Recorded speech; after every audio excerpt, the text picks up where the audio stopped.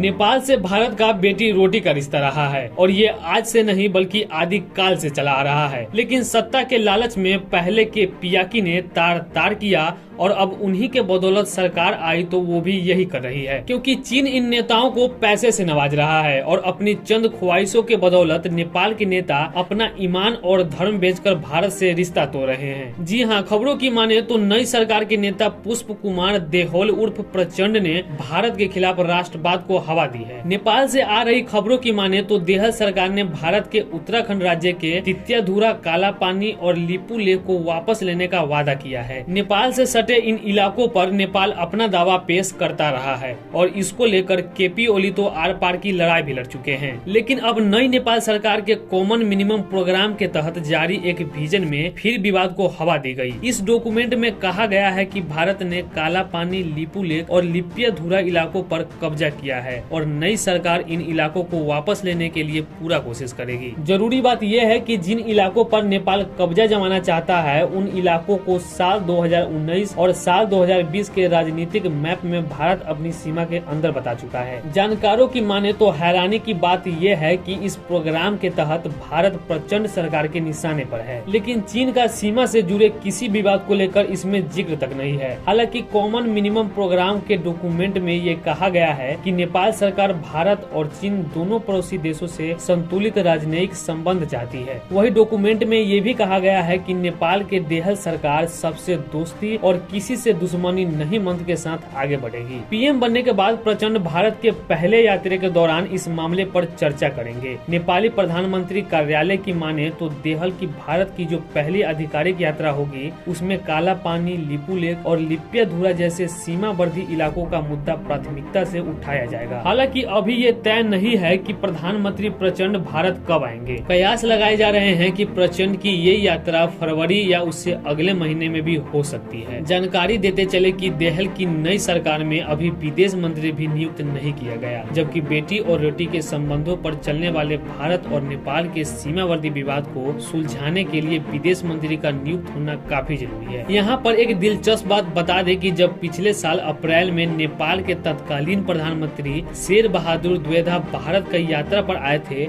तो उन्होंने भी प्रधानमंत्री मोदी के समक्ष इस मुद्दे को उठाया था। हालांकि ये बात आगे नहीं बढ़ पाई और मामला शांत हो गया। जानकार कह रहे हैं कि भारत के सरकार ही नहीं बल्कि भारत के लोगों को भी नेपाल के साथ सीमा विवाद की जानकारी होनी चाहिए। हमें इस लक्ष्य को पाने के लिए कूटनीति के अलग अलग विकल्पों को देखना होगा। ये सार्वजनिक तरह से भी हो सकता है या गुपचुप भी, लेकिन सवाल ये है कि हम किस स्तर पर कब और कैसे इस बात को शुरुआत करेंगे। लेकिन एक बात कही जा रही है कि अब नेपाल के नेता अपनी जनता को काम से नहीं बल्कि अपनी नाकामयाबी छिपाने के लिए छद्म राष्ट्रवाद का सहारा ले रहे हैं और भारत के खिलाफ जहर उगल रहे हैं, भारत के खिलाफ काम कर रहे हैं। वैसे इस नई एक्शन पर भारत की तरफ से अभी कोई रिएक्शन नहीं आया है। देखना होगा कि आगे क्या होता है, लेकिन प्रचंड सरकार के इस विजन डॉक्यूमेंट से दिल्ली में हलचल है। फिलहाल आज के इस वीडियो में बस इतना ही। आपको इस पूरे खबर पर क्या कुछ कहना है, अपनी राय हमें कमेंट करके जरूर बताएं और बाकी ऐसे ही तमाम खबरों के लिए हमारे चैनल को भी सब्सक्राइब कर लें।